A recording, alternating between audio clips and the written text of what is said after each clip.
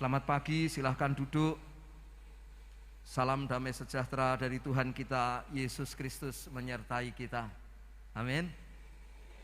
Ya, saudara-saudara yang saya kasihi, kita terasa sangat berbeda dengan waktu-waktu yang telah lalu, bahwa tidak seberat pandemi yang sudah kita lewati, benar? Dan kita merasa hari ini lebih ringan daripada hari-hari yang sebelumnya. Ya. Dan kita harus berterima kasih bahwa Tuhan masih mengizinkan kita duduk di tempat ini, menikmati kiri kita ada istri kita, atau menikmati ada teman kita, tetangga kita, rekan kita.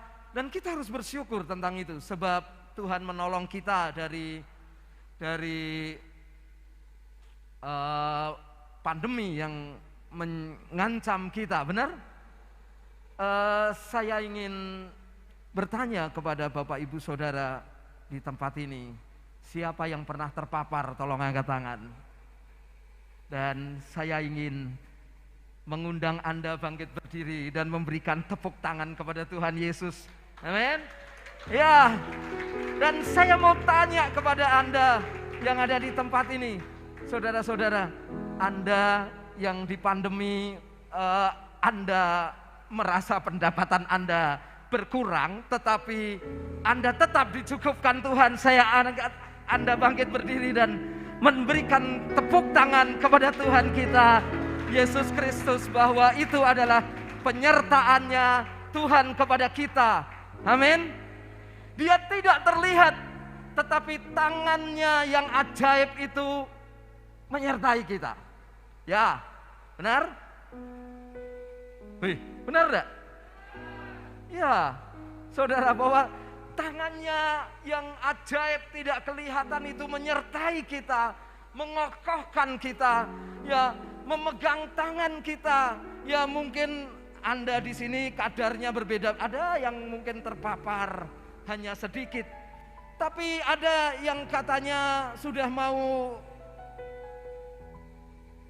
poin, saudaraku, ya, sudah mau titik gitu, saudara. Tapi Tuhan izinkan hidup. Ya, malah saya dengar Mas Pendeta Ipung tanduk 2 kali. Ya, terpapar lalu masuk lagi. Benar enggak? Tapi juga ada yang Tuhan izinkan, saudaraku, bahwa sampai sekarang orang tetap pada masa yang situasi sulit. Dan Tuhan izinkan itu terjadi. Benar? Entah itu sulit perasaannya, entah itu sulit pikirannya, entah itu sulit dompetnya. Ya, ada yang dompetnya merasa kesulitan untuk keluar. Ada yang merasa kesulitan juga untuk masuk, padahal setiap Pak Kris berdoa, berkati rekening-rekening dan dompet-dompet mereka. Tapi untuk masuk juga sulit. Tapi berkali-kali mungkin Anda dan saya membuktikan bahwa tanpa duit pun Tuhan pelihara kita. Amin. Suatu kali saya dan istri saya benar-benar tidak punya uang. Dan itu pelajaran yang saya ingat sekali, saudara. Tapi yang aneh, di meja makan kami banyak makanan dan lezat-lezat. Luar biasa. Itu menurut saya Tuhan pelihara kita. Benar? Tidak harus seperti yang kita pikirkan. Betul enggak? Tidak harus yang seperti yang kita harus harapkan. Sebab Dia punya rencana atas hidup kita.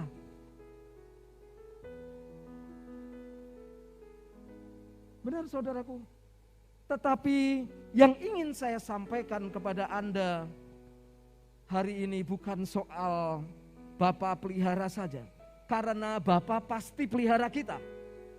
Dia pasti pelihara kita sekalipun kita dalam kesalahan, Bapa pelihara kita. Tujuannya supaya kita berbalik dan tidak menjadi salah.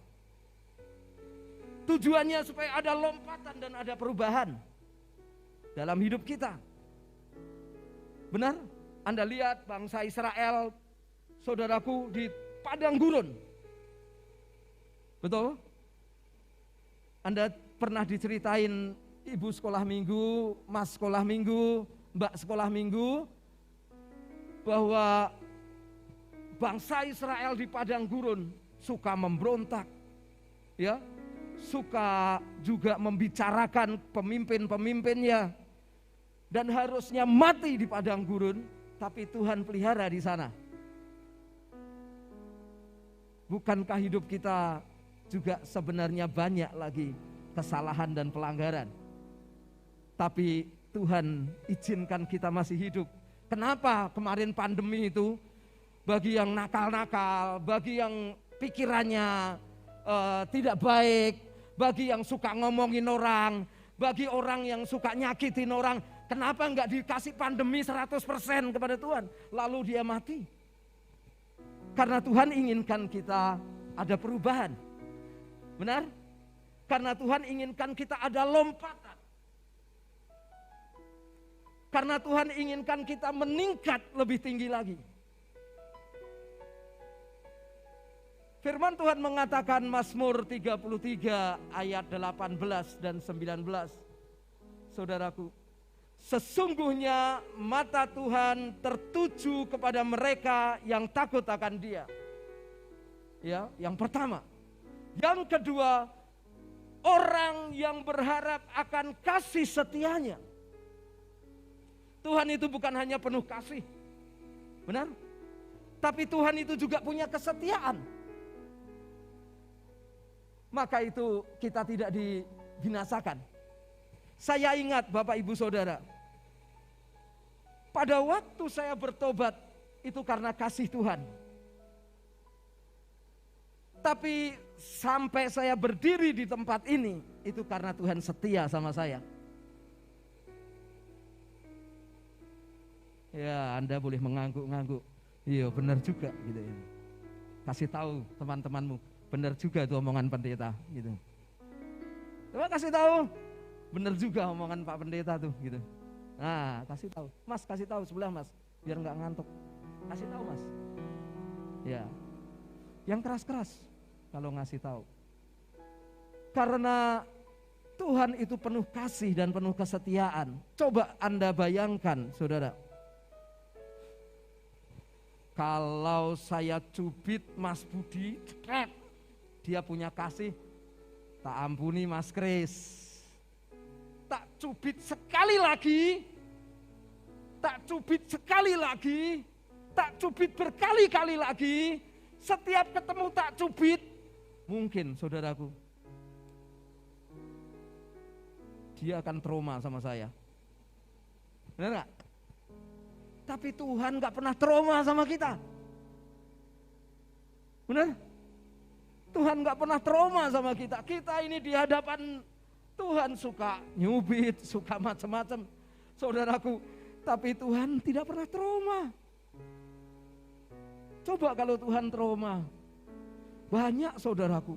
Suami trauma sama istri, istri trauma sama suami, anak trauma sama suami, papahnya, saudaraku, trauma sama tetangga. Saudaraku, banyak saudaraku. Dan akhirnya terjadi gap. Nah saudaraku, tapi Tuhan tuh punya kasih setia. Yang ketiga, saudaraku, Mazmur 33 ayat 18 mengatakan, Dia pelihara hidup kita di masa kelaparan. Benar? Dia pelihara hidup kita di masa kelaparan. Next PowerPoint saya Mas, bahwa Tuhan, yang kedua, itu tolong disembunyikan dulu. Yang kedua, yang saya ingin bagikan PowerPoint saya adalah mata Tuhan tertuju kepada mereka yang takut akan Dia.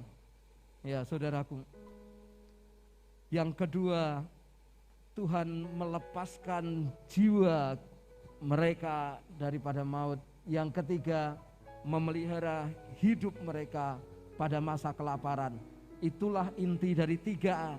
Saudara, itulah inti dari ayat yang saya mau sampaikan. Yang pertama, mata Tuhan tertuju kepada mereka yang takut akan Dia. Saudaraku, yang kedua, melepaskan jiwa mereka daripada maut. Yang ketiga, memelihara hidup mereka pada masa kelaparan. Saya akan banyak bercerita kepada Bapak Ibu Saudara semua bahwa Tuhan lakukan itu. Ketika mata Tuhan tertuju kepada kita, saudaraku, Alkitab mengatakan bahwa mata Tuhan tertuju kepada kita. Saudaraku, apapun yang kita lakukan, apapun yang kita kerjakan, apapun yang kita rasakan, apapun yang menimpa kepada kita, kesulitan, kesusahan, sesungguhnya Dia tahu. Amin. Karena matanya tertuju kepada kita. Sesungguhnya Dia sangat tahu bahwa rumah tangga kita butuh dipulihkan. Sesungguhnya Dia tahu bahwa kita punya kesulitan untuk membawa anak kita naik lebih tinggi.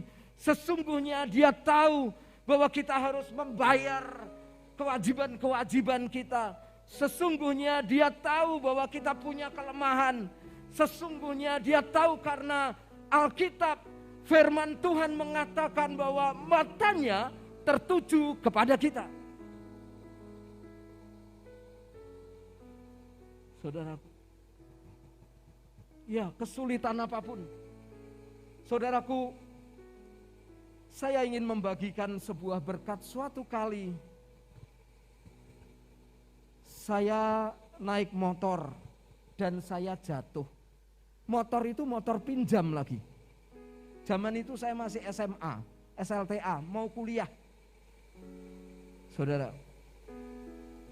Dan saya tahu bahwa saya tidak punya uang untuk mengganti motor itu. Yang kedua,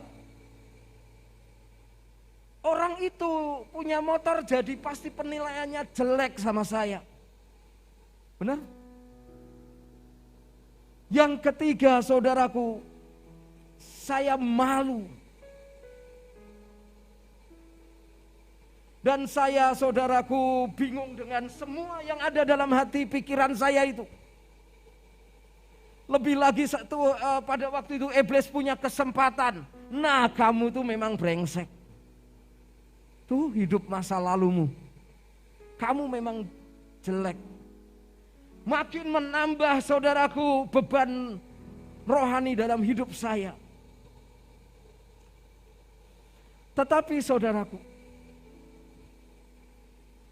matanya tertuju kepada saya. Saya datang kepada Tuhan. Tuhan, saya tidak punya uang untuk mengganti speedometer, untuk mengganti lampu. Saya tidak punya uang. Saudaraku, yang lucu dan yang hebat adalah ketika saya datang kepada Dia dan saya bertobat, saya mau hidup sederhana sesuai yang Tuhan karuniakan kepada saya. Saudara, saya heran.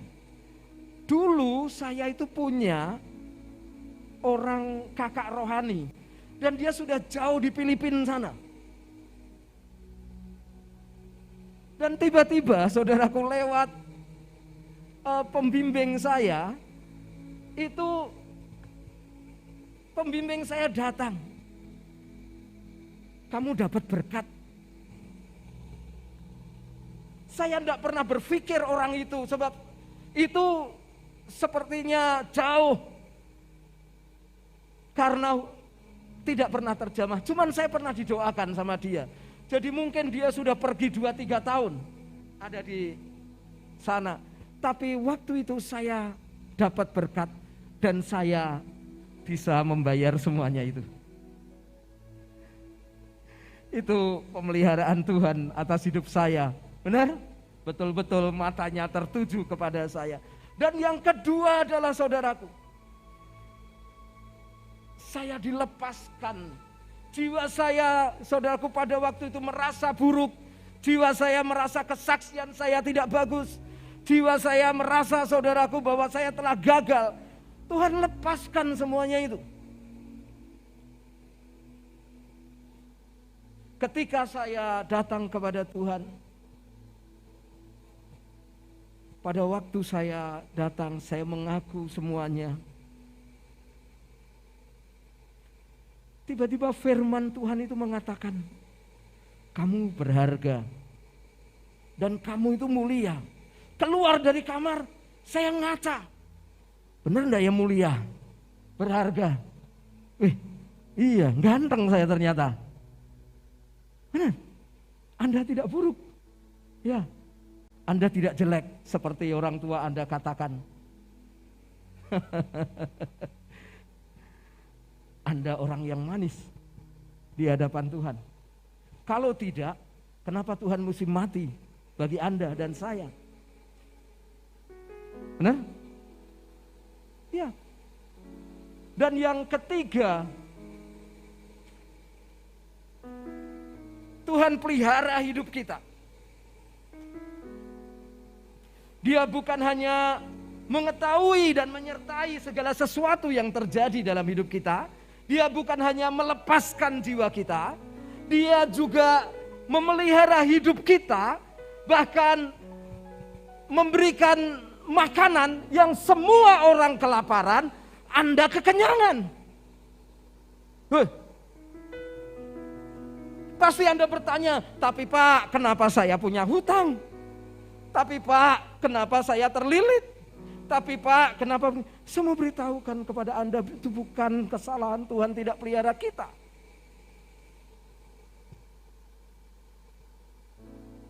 Ya. Saudara-saudara yang saya kasihi, Dia memelihara hidup kita. Di masa pandemi ini, memang Tuhan pelihara hidup kita. Benar? Terbukti Anda sembuh, terbukti Anda tidak masuk di peti seperti mungkin orang-orang yang Anda takut. Terbukti Anda segar, saudaraku, terbukti Anda memiliki hati memberi lebih besar lagi karena Tuhan pelihara. Saya ingin mengatakan kepada Anda, beberapa bulan lalu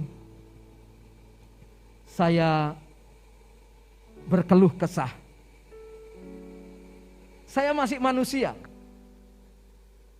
dan punya keluh kesah. Sesuatu yang tidak menyenangkan, yang begitu lama terjadi, membuat kita punya keluh kesah, benar? Tekanan yang berat dalam hidup kita membuat kita berkeluh kesah. Jadi kalau Anda tertekan jangan lama-lama. Izinkan ketertekanan itu membuat Anda melompat tinggi. Benar? Saudaraku, dan kalau toh Tuhan izinkan terjadi, Tuhan menganggap kita kuat menanggungnya. Saya mau beritahukan sekali lagi.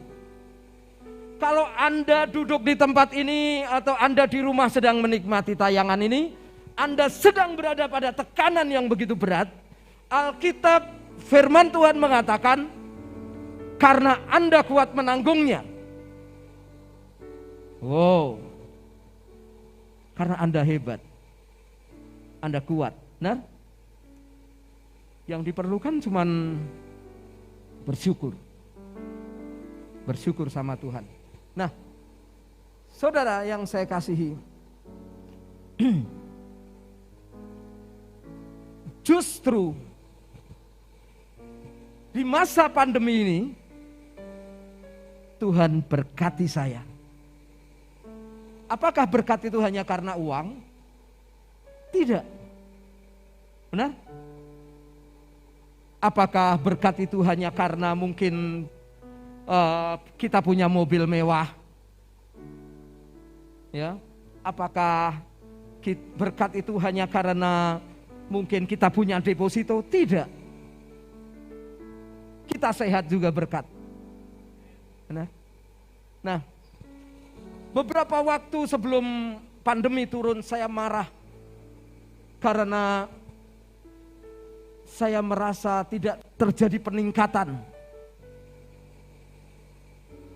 Benar? Anda harus gundah kalau Anda tidak terjadi peningkatan, benar nggak? Saya tanya sama Om Pri, saya tanya sama Om Oscar, saya tanya Bapak Ibu, saya tanya, mereka jawabnya, alah, kabeh wong ki ngalami yang sama di masa pandemi ini. Tetapi saya sering pengennya berbeda. Saya pengen berbeda. Nah, pada waktu terus berlalu saudara-saudara, saya berpikir tentang apa urip kaya ngene ini? Apa hidup seperti ini apa enaknya? Kalau hidup terus begini repot. Bagi yang muda-muda saudara, Anda mesti menggeliat ketika hidup stagnan. Sebab Tuhan pelihara kita, saudara. Nah, pada waktu saya naik mobil bersama istri saya pulang dari gereja, tiba-tiba Roh Kudus tanya sama saya, kamu sekarang mengerjakan apa? Ya ada orderan tapi sedikit. Di mana? Di gudang. Gudang itu kamu beli kapan? Saya enggak beli, saya dikasih gratis. Gitu. Yang kedua, kamu buka toko di masa apa? Di masa pandemi. Dan saya lihat istri saya di sebelah saya. Sebelah sini ya, saya nyetir. Saya tanya ganti sama istri saya, Mah, kita itu di pandemi ini diberkati Tuhan enggak? Istri saya jawab, ya diberkati toh. Iya ya, saya mau kasih tahu kepada Anda, Dia pelihara hidup kita. Benar. Dan yang lebih lagi saudara, saya mau cerita kepada Anda. Pandemi itu mengizinkan saya memiliki katalog. Yang pertama, tahu? Itu saya diajari oleh Mas Supri dan sulit sekali, sudah lama. Gitu. Dan saya sukses bikin katalog, justru saya di pandemi. Saya diupdate oleh Tuhan. Yang kedua, saudaraku, saya bisa gambar. Gambar itu bagi saya suatu momok, saudaraku. Wong saya bikin lingkaran, gini enggak pernah lingkar. Bikin garis lurus, gitu enggak pernah lurus. Jadi kalau anak saya Joshua itu, saudaraku, kalau gambar, dia nilainya tinggi. Waduh, di sini konflik, saudara. Begitu nilainya, wah, dia kalau gambar bagus, saudara, anak saya itu. Tapi saya garis lurus aja bengkong. Bikin huruf I, itu selalu gini. Anda bayangkan saudaraku, huruf I itu kan kayak seret gitu loh. Nah itu aja enggak bisa lurus. Bikin kotak pasti kayak wajik. Atau kalau enggak tanah kapling sebelah, ada yang bengkong begini, ada yang bengkong begitu. Itu kalau bikin huruf aja bengkong saudaraku. Tapi saudaraku, justru saya bisa gambar itu di pandemi ini. Pakai laptop lagi. Betapa Tuhan itu memberkati saya dan update diri saya. Masa kesusahan itu membuat saya jadi pinter. Kesimpulannya, apakah masa kesusahan ini membuat Anda jadi pinter? Ya, yang biasanya masaknya cuma Indomie, sekarang bisa masak kangkung. Benar? Saudaraku, yang biasanya saudaraku ngerumpi, Anda tidak ngerumpi karena harus pakai masker dan di rumah. Anda pinter. Nah, saudaraku, Tuhan berkati kita di masa pandemi dan penyertaannya sempurna atas kita. Betul nggak? Apa yang diperlukan, saudara? Saya ingin Anda melihat firman Tuhan, saudaraku. Anda lihat bahwa Alkitab mengajari kita untuk kita percaya, untuk kita melihat penyertaan Tuhan atas hidup kita, saudaraku. Ya.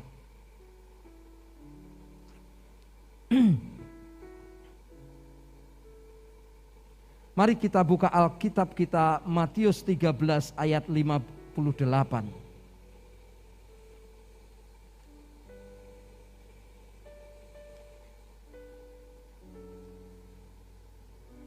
Matius 13 ayat 58 mengatakan,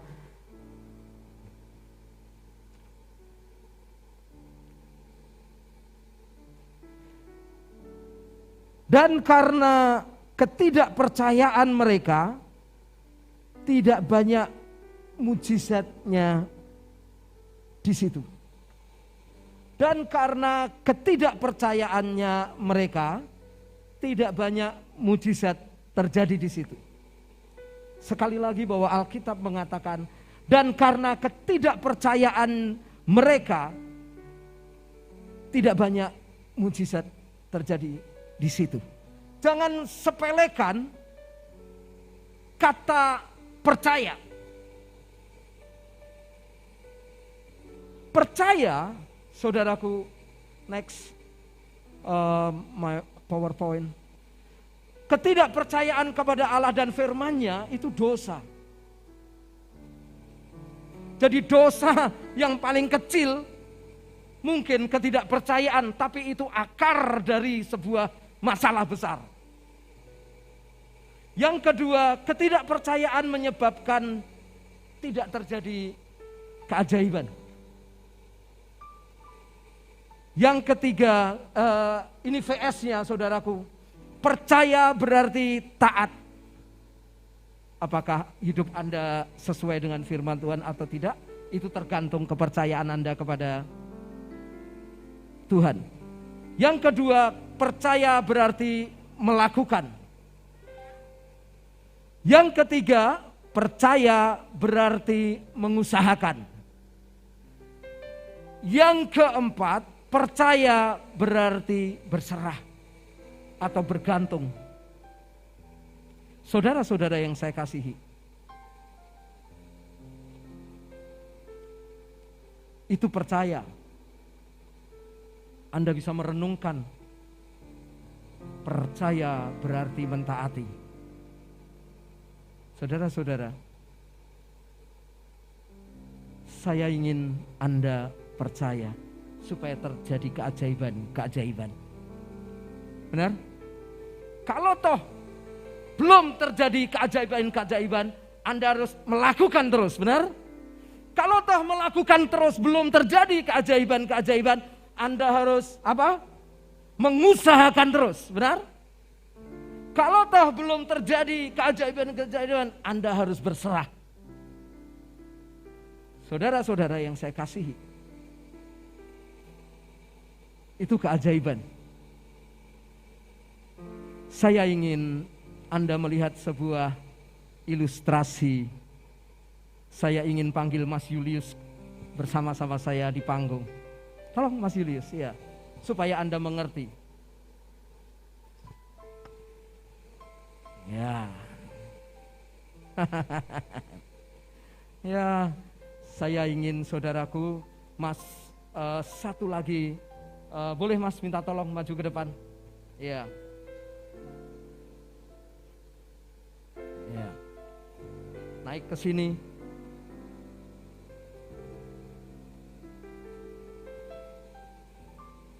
Ya. Saudara, saya ingin Anda mengerti sebuah ketaatan melakukan, mengusahakan, dan berserah. Saudara, Mas Julius ada posisi di turun bawah sini. Posisi turun bawah lewat sana aja Mas. Nanti ya. Mas, Anda berdiri menghadap saya. Persis di depannya sini. Ya, ngadap sini. Kamu persis agak geser. Anda bisa lihat, yang di rumah juga bisa lihat. Saudaraku, saya Pak Pendeta. Percaya? Mau berserah sama saya? Mau melakukan apa yang saya katakan? Bisa ya? Oke, tolong naik kaki di sini. Saya pegangi. Ya. Jatuhkan dirimu ke belakang. Hah? Kamu harus percaya saya pendeta.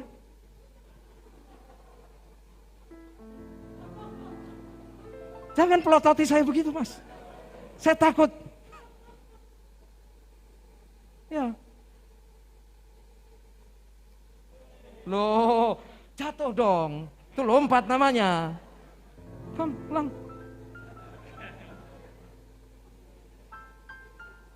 Ya. Enak. Saya Mas. Tepuk tangan buat mereka. Saudara-saudara, Anda mesti percaya kepada firman Tuhan. Anda mesti melakukan firman Tuhan. Anda mesti berserah kepada firman Tuhan. Maka keajaiban itu terjadi. Dan Anda lihat Tuhan pelihara Anda semua. Jangan terlalu ekspektasi tinggi. Benar gak? Yang kita sendiri tidak bisa melakukan itu. Lakukan hal kecil. Benar? Taati firman Tuhan. Lakukan firman Tuhan. Usahakan. Dan berserah. Kalau sudah Anda usahakan tidak bisa, berserah. Saya akan tutup sebuah kesaksian. Suatu kali Tuhan izinkan saya mengalami penipuan. Saya ditipu orang. Saya sudah berdoa. Saya sudah mengusahakan. Tapi tetap aja tertipu. Dan saya, saudaraku, orang bilang ke depan bisa, tidak bisa, ke belakang nggak bisa, ke samping kanan kiri nggak bisa, ke atas pasti nggak bisa. Tuhan pun seakan-akan waktu itu tutup atas dan hanya bisa satu, berserah. Rupanya berserah adalah kunci kita mengalami permukaan sebuah daging. Saudaraku, berserah adalah kunci kita mengalami permukaan sebuah daging. Dan ketika saya berserah, justru Tuhan buka jalan. Membuat saya tidak sombong, membuat saya rendah hati, membuat saya bergantung kepada Dia. Itu berserah.